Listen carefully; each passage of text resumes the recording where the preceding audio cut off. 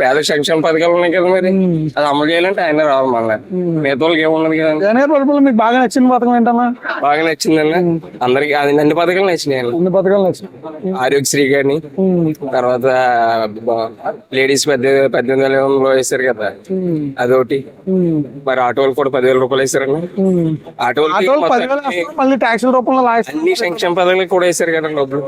అదే అమ్మఒడి నేను అదే. మరి ఈసారి టీడీపీ, జనసేన, బీజేపీ కలిసి పొత్తులో పోటీ చేస్తాయి కూటమి కింద. దాని వల్ల ఏమైనా జగన్ గారికి మైనస్ ఏమైనా అవుతుంది అంటారా? అందరు పోటీ చేయాలి, మరి పోటీ చేయకుండా ఆయన పోటీ లేకపోతే ఎలాగైనా డైరెక్ట్ సీట్ ఎవరు కదా ఎవరికి. అంటే విడివిడి కాకుండా ఇలా కూటమి కింద కలిపి పోటీ చేస్తారు కదా మూడు పార్టీలు. విడిపోకూడదు, ఓటింగ్ విడిపోకూడదు అని ఆలోచన చేస్తున్నారు.